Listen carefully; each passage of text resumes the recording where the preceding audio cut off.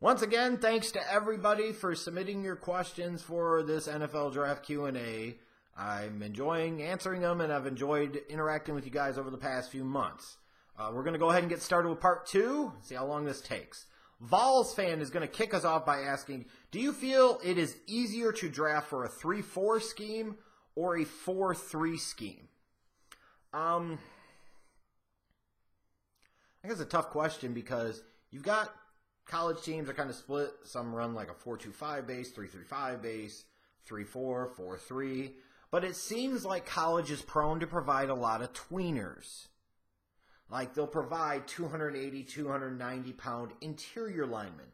We're asking them to even be a 3 technique in a 4-3 might be a big ask. But they pretty closely make sense as a 3-4-5 technique.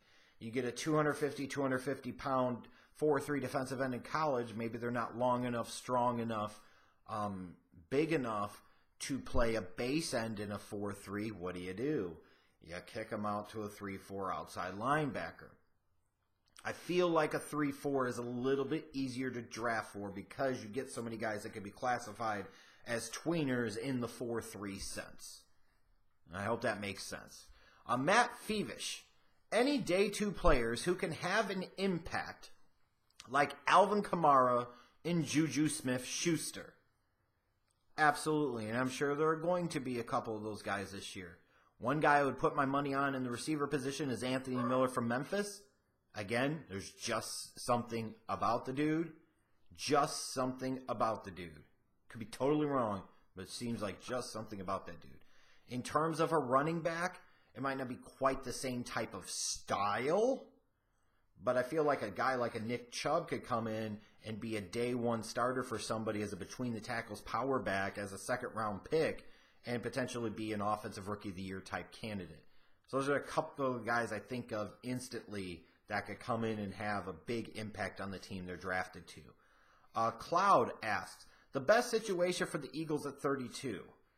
Also, if somebody falls to them like a more notable prospect, should they move up to go get him? If the Eagles have somebody in mind that they really, really like and they didn't think they were going to have a chance at, and they start getting into that mid-20s range, then yeah, or even a little bit more, the Eagles should definitely consider moving up. Because based off of winning the Super Bowl, you're kind of in a win-now mode, even if that wasn't fully by design. You could be a little bit more aggressive in this draft. I would rather find 1 or 2 impact players than just necessarily be trying to draft for depth. But the question is, who is that player? Where are they at? Some Eagles fans might point to a Darius Geis, and I do think that makes sense even with the trading for Jay Ajayi last year.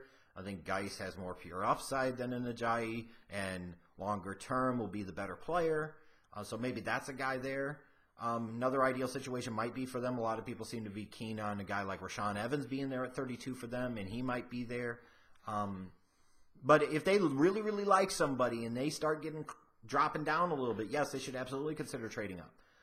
If not, if the Eagles can get a really good offer to peel back out of the first round entirely, maybe they do that too. They've got lots of options there. B-No Sports, thoughts on Kolton Miller and chances he's the first offensive tackle taken?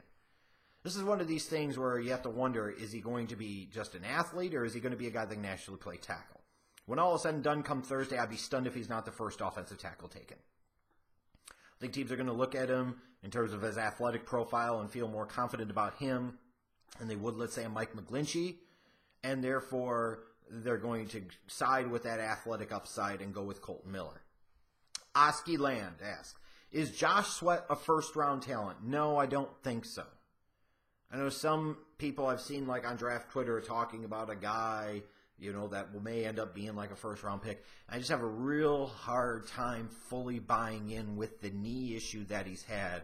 And it was a severe knee injury back in high school, and he's had other injury issues, and you still see at times where that knee gives him an issue to where he kind of, after some plays, walks around like he's got a Matt Hardy limp. I think he's a guy you take late day 2, and he might outplay that draft position, but first-round talent, no. And part of the frustrating thing is the way he was utilized at Florida State wasn't the best way to showcase him. Too much of him being with his hand in the dirt in a three-point stance. It was ridiculous. Derwin to DC. Gee, I wonder who you want the Redskins to end up with at 13. When is your last mock draft and big board coming out? Well, sometime between now and Thursday before the draft, so stay tuned. J. Coe, who should the Ravens pick in the first and second round to get back to the playoffs? I really like the concept for the Ravens of double dipping at offensive line the first 2 rounds. I really do. Like, if they really like Isaiah Wynn or Will Hernandez at 16, then take him, and then you come back in round 2, and maybe you say, screw it, you really do like Orlando Brown, especially if you're going to play him at right tackle. I could get down with that. On the flip side, if they decide they really like Mike McGlinchey, and they think, him and Ronnie Stanley, man, and the tackles who got their bookends for the next 8 to 10 years until they don't pay one of them, and they're gone in 2 or 3 years. And then in the second round, you get some type of interior lineman, whether it's a James Daniels, whether it's a Billy Price, an Austin Corbett, what have you. To me, I feel like the play for the Ravens should be to double dip on offensive line. That's the play to me. Because Yonda's not getting any younger, and he's had some injury issues. You've let some other people go off of that offensive line.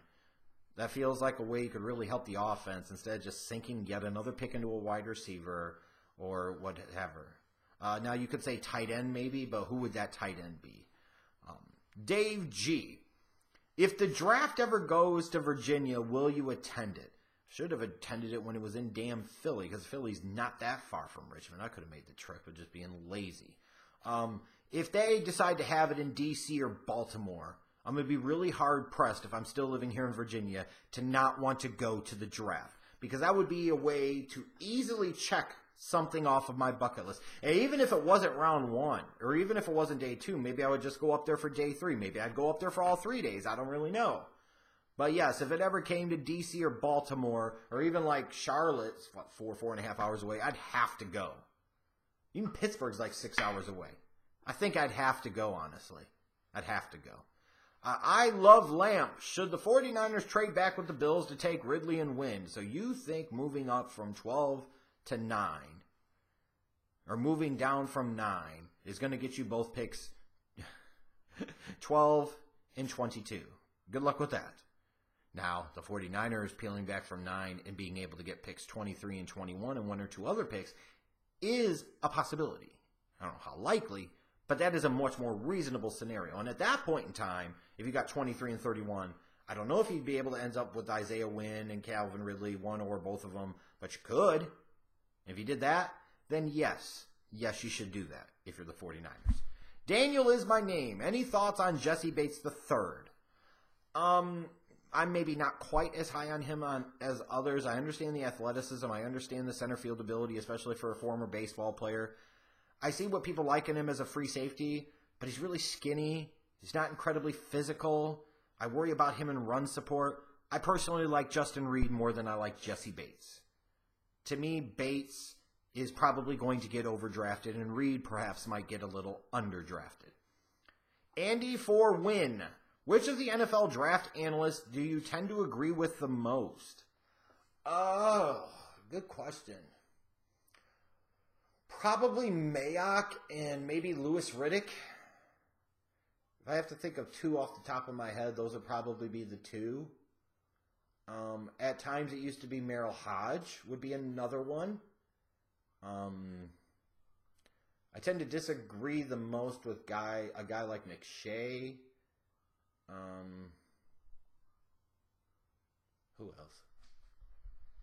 Who else? I don't know. I don't know about the disagree part. I know who I agree with more. Mike Schmidt. It's the Mike Schmidt! The Phillies Hall of Famer. Holy Christ. Anyways. Is comparing Josh Rosen to Carson Palmer fair due to the mobility concerns? If you said durability concerns, maybe. Rosen reminds me a little more of an Eli or a Matt Ryan than he does a Carson Palmer, though.